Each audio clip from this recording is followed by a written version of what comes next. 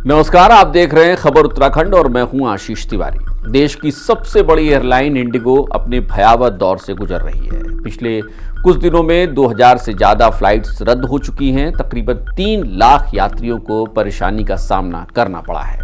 या तो उनकी फ्लाइट्स कैंसिल हो गई हैं या फिर वो डिलेड हैं।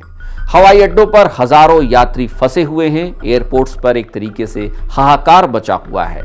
लंबी कतारें हैं, नाराज पैसेंजर्स हैं और भगदड़ जैसे हालात बने हुए हैं। दिल्ली, मुंबई, पुणे से लेकर देश भर के तमाम बड़े एयरपोर्ट्स पर इंडिगो के चेक इन काउंटर्स पर भीड़ उमड़ी हुई है। यात्री घंटों इंतजार कर रहे हैं, हंगामा हो रहा है। यात्री लाचार हैं और इंडिगो के कर्मचारियों के पास इस मुश्किल का कोई जवाब नहीं है। कुल मिलाकर भारत का विमानन सेक्टर अभूतपूर्व मुश्किल से जूझ रहा है। फ्लाइट 8-8 घंटे की देरी से चल रही है। इससे पूरा नेटवर्क चेन रिएक्शन की तरफ बिगड़ चुका है। परेशान पैसेंजर्स के पास कोई इलाज नहीं है। अब सवाल यह है कि आखिर ऐसा संकट पैदा क्यों हुआ। दरअसल ये संकट नवंबर 2025 में लागू हुए नए नियमों के तहत हुआ है, जिसे फ्लाइट ड्यूटी टाइम लिमिटेशन यानी FDTL कहा जा रहा है। केंद्र सरकार ने नियमों के तहत पायलटों और क्रू के उड़ान घंटों को सीमित कर दिया। आराम की अवधि को बढ़ा दिया गया।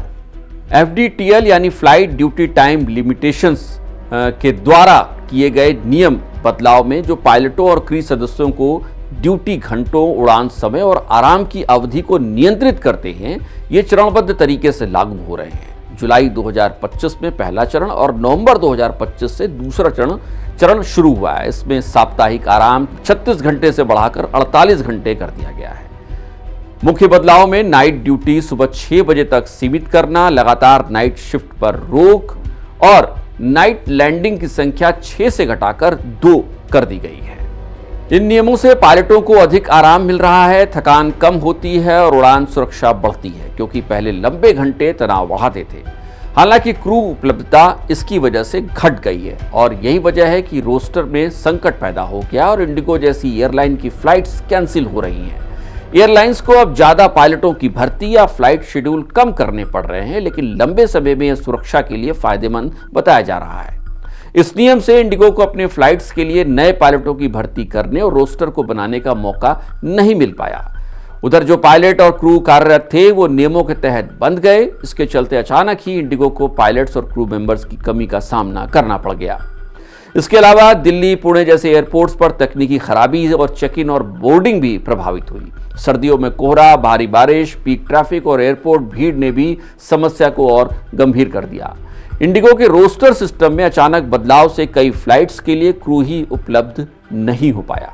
अब सवाल यह है कि ये हालात हो गए हैं तो आप क्या कर सकते हैं। दिल्ली एयरपोर्ट से जारी एडवाइजरी के मुताबिक यात्रियों को सलाह दी जाती है कि फ्लाइट स्टेटस पहले चेक कर लीजिए। घर से निकलने से पहले वैकल्पिक फ्लाइट्स या रिफंड का विकल्प चुन सकते हैं तो चुन लीजिए, तभी आपकी यात्रा मंगलमय हो सकती है। वैसे इधर हालात जब बेहद बिगड़ गए तब कहीं जाकर केंद्र सरकार ने हस्तक्षेप किया और एयरलाइन को नए टिकटों के लिए किराया न बढ़ाने के आदेश दिए।